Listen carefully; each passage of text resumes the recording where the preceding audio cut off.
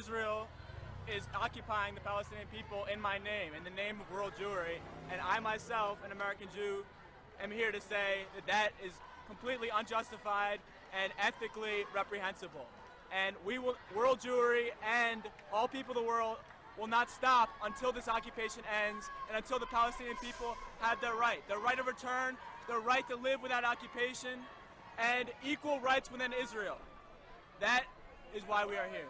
I say to the people of Israel that they must join the world consensus. The entire world has decided that this occupation cannot go on, that the refugees cannot remain where they are. The world has decided they must all come home and that the occupied territories shall be free. Israel is the pariah state, Israel is the rogue state, and the United States. My government is responsible, and I'm here to say that not in my name, not in the name of the American citizens.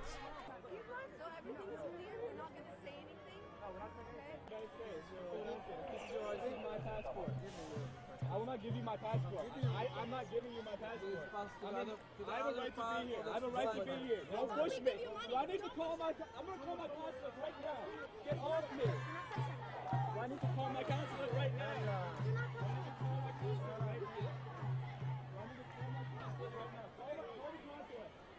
Call the consulate.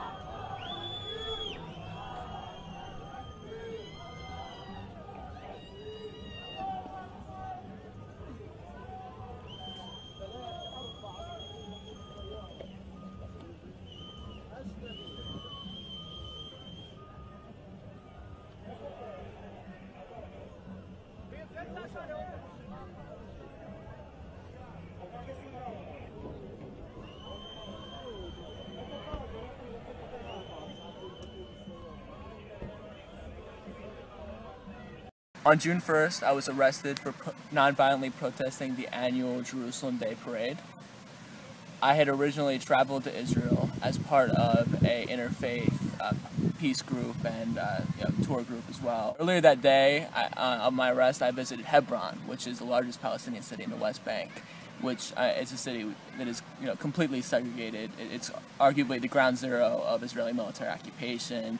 The entire city center is occupied by about 600 settlers who are extremely ideological and basically whose security needs, quote unquote, result in the constriction of the movement of over 165,000 Palestinian residents. Turning from Hebron that day, we saw these miles and miles of blue and white Israeli flags, hundreds of thousands of people on the streets of Jerusalem marching to celebrate the anniversary of the Israeli seizure of East Jerusalem in the Six-Day War.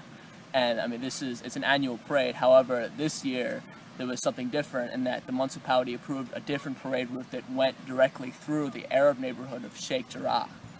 And we were seeing what we had saw in the previous week and a half.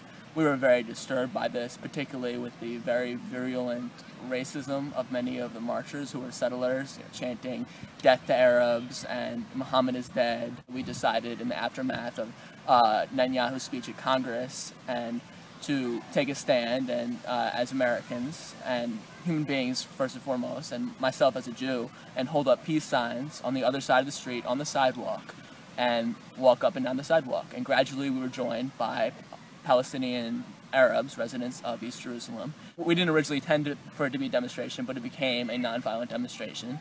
And I mean, it was peaceful throughout. We were standing on the sidewalk, and then literally out of nowhere, the Israeli police were mobilizing. The riot police came in with horses. They literally came up to the sidewalk, grabbed me, dragged me into the street, and I was punched, put in a chokehold, slammed to the ground, and arrested for, I mean, basically exercising my freedom of speech.